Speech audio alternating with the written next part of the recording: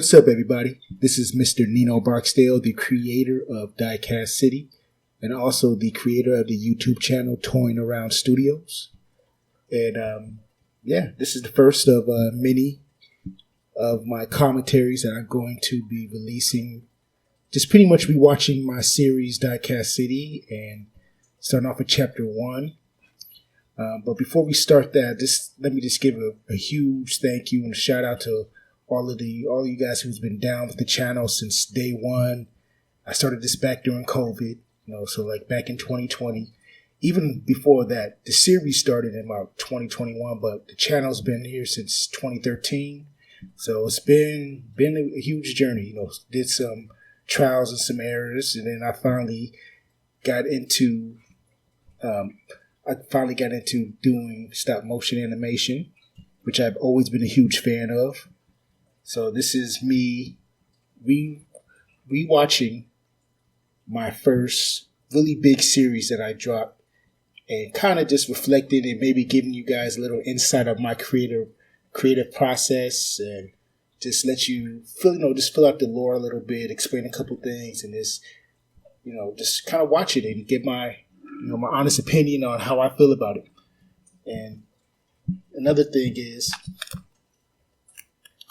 like I said, I'm from the era of DVDs. Back when TV series released the whole seasons and series, starting with like The Wire, The Sopranos, Breaking Bad.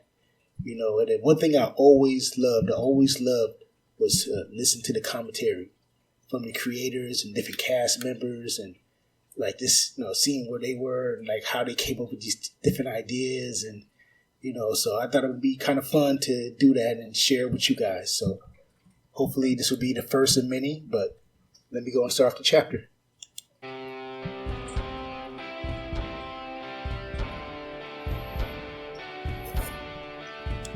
It's already bringing back nostalgia for me. I was really trying to capture some kind of gritty, crime series intro. I felt like, especially the song House of the Rising Sun, that's like one of my favorite songs. If you guys haven't seen Casino was like a great inspiration for me as far as, just visual, cinematography, just the way it was shot.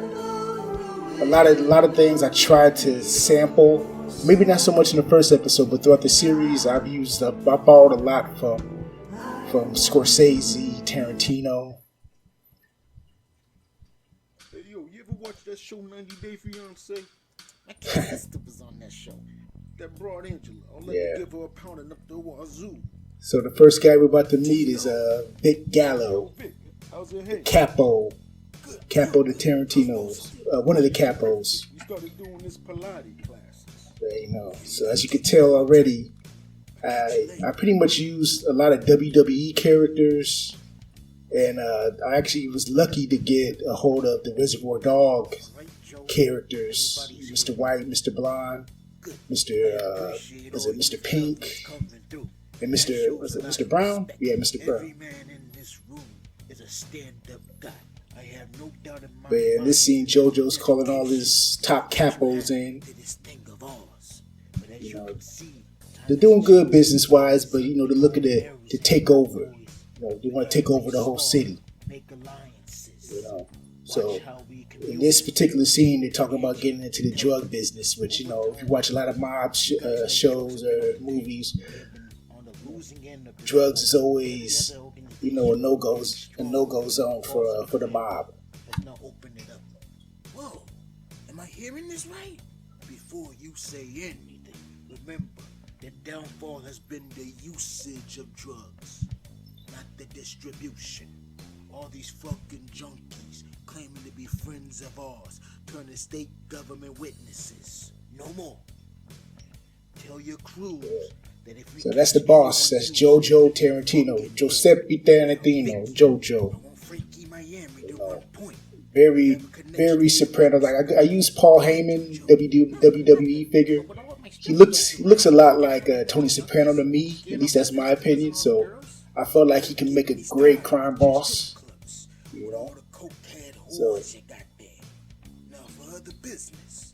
With Paulie locked up, I'm making Joey Muscles the captain of the Lego block crew. Salute.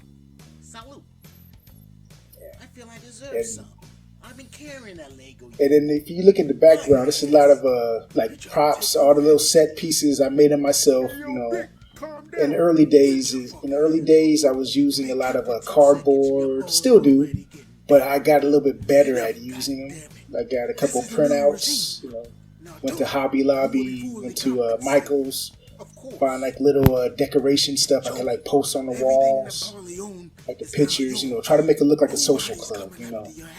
But like this is pretty much the pilot, the first episode. So, you know, a lot of things have changed throughout.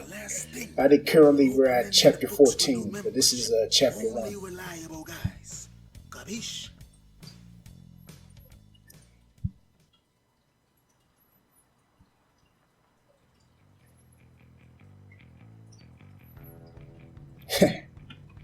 That's one of the first cars I made out of cardboard. You know, pretty much try to get like that whole city layout. You know, I utilized some of my daughter's toys. You know, I included them. Gambit. Tell me, what's new? I figured he'd be a good character. You know, I haven't done too much with him lately, but like for this first episode, you know, I think I did pretty good. I think he's a good choice. What am I supposed to do? Hide from these clowns? And the thing is, I try not to make it like, I know a lot of people they when you do stop motion, they like to do like the superhero or the, you know, like they like to keep them in character types. But I'm pretty much just using these characters however I want to. You know, some could be mob guys, some could be degenerate gamblers, some could be, you know, a junkie, some could be a politician, just whatever I feel like they look like, whatever the scene calls for, I try to use the characters for that. You know, and Remy, you know, I very rarely use their real name, so I'm not going to call him Gambit. I got to call him Remy. That actually is his real name, but I don't use his character's name, Gambit, so I figured I'd use Remy. Damn. Give him a good old-fashioned mob beat down. Yeah, don't fuck with the mob. Especially if you owe them some money. That was Frankie Miami and Matty G. You'll meet more. You learn more about them later. And then this is introducing another core of my cast, not my cast, but a core of my characters that I have. This is GMT. This is the black, kind of like the black mob. You know, if you watch stuff like Power, The Wire, BMF, Godfather Harlem, those type of shows. This is their boxing gym, and for these characters, I use like a lot of Marvel Legends. You know, got Bishop, got Black Panther. You know, rest in peace, Chadwick. But then for the boss, you know, I was able to get the Pulp Fiction characters, Marcellus Wallace himself. You know, in this scene right here, I tried to capture that whole first scene of Pulp Fiction where you see only the back of his head. You know, and he gets revealed later, but you know, I wanted to get that Pulp Fiction feel. You know, and also I got Jules. Come in. What's good, y'all? Yeah. So right now, Marcellus, he's the boss. You know, he's the overall boss. He calls the shots, but he's kind of more of a businessman. And Jules, Jules is the second in command. He pretty much runs everything from, you know, street operations to where, you know, like the cash flow, but he doesn't touch the drugs. So that's what they are. They're a drug crew. That's why I said if you watch The Wire, I try to mirror them like Avon Barksdale and Stringer Bell. First of all, watch your tone in my motherfucking office. This is a place of business, and I don't need you ghetto-fying it. But this is some bullshit. I already told you once. If you wasn't my nephew, the voice actor for Perry. Now Perry, you've been real good with them courts, but you wild. Our Connect don't play that shit. But TK, You've been with Jules on these runs, so they know you. Yeah. In the early seasons, the voice actor for Perry was one of my close friends, Michelangelo Blackwell. You know, and I think he did a good job. He did the voice of Jules as well. 100. And majority of the other voices I did a lot of the mob guys, Marcellus, TK. You know, just.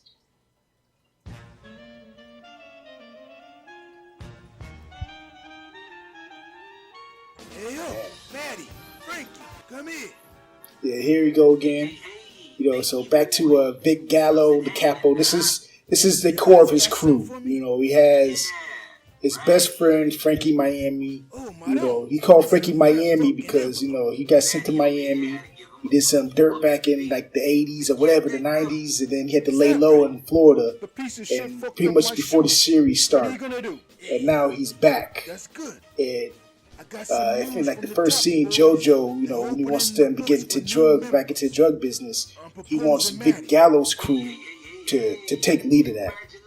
You know, so Frankie's gonna use his connections. You know, he knows all about that. You know, Miami cocaine. So. And that's why I like the shirt. The shirt is kind of funny, you know. I try to make it like very flashy, very something that like somebody from Miami would wear. You know, like it's a custom. You know. That's good.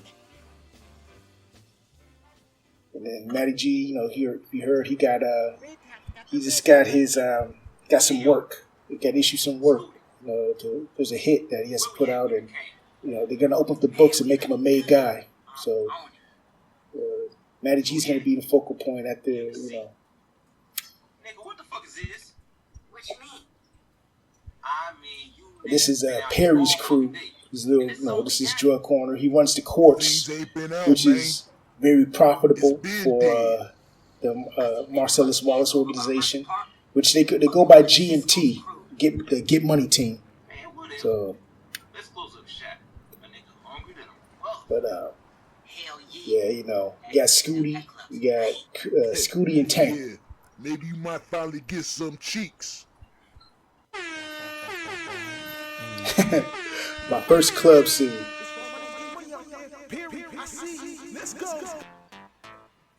I like this. Yeah, it's very fun. It's fun watching your own work. I don't really rewatch my stuff. Like, I try to watch it when I'm editing it. You know, I do see a lot of room for improvement, but as far as for the first episode and where I'm at now, I'm satisfied. I like it. That's what you tripping on? So, all y'all niggas know it should have been me. Man, my uncle stay on that. Come on, dog. You know that's his pet, but he ain't never gonna be top dog though. Fuck y'all niggas doing up here, looking like them two old niggas from the Muppets. Man, it's a whole oasis down there. That's what I'm saying. This nigga up here all sad and shit. Y'all motherfuckers got jokes, huh? Alright, then I'll give you a seat. So, you know, this is kind of building the camaraderie. You know, like they came up with each other. They're supposed to be like the young up and starters. Perry's very ambitious. You know, he's kind of jealous that TK got a promotion over him. So, you know, he's a little more hot-headed. You know, TK is a lot more level-headed. He's trying to, you know, he gets business. He's business first. Perry's more of a, you know, shoot first, ask questions last. You know. Oh no, my boy Matty G just in the house. What are you boys drinking? Yeah, Matty G stepped in the club with his little crew. Get the fuck out of the way. The fuck is your problem, bitch? What did you say, asshole? I said, why don't you, Benny, and Paulie D go back to Jersey Shore? Whoa, you gonna let little Yachty talk to you like that? Why don't you go suck your mother's crack pipe? Hold on. Yeah, try to add a little element of racial tension, but you know, it's all for fun. This little banter.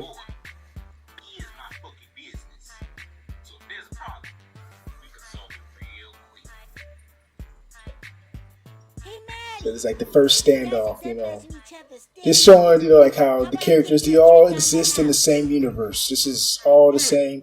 So whether it's a GMT story or if it's a Tarantino family story, this whole series takes place in the same universe. Like the city is pretty much, where is a character itself, Diecast City. All right, fellas, let's get to it. It's a celebration. It's a celebration. Here comes TK. He's about to go meet up with with their plug.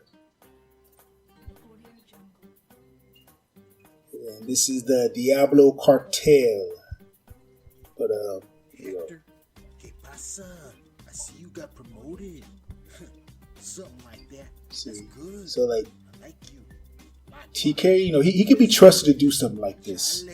Because he's more level-headed. Like, say a period was to get promoted, you can't trust him to do this kind of move. Not yet.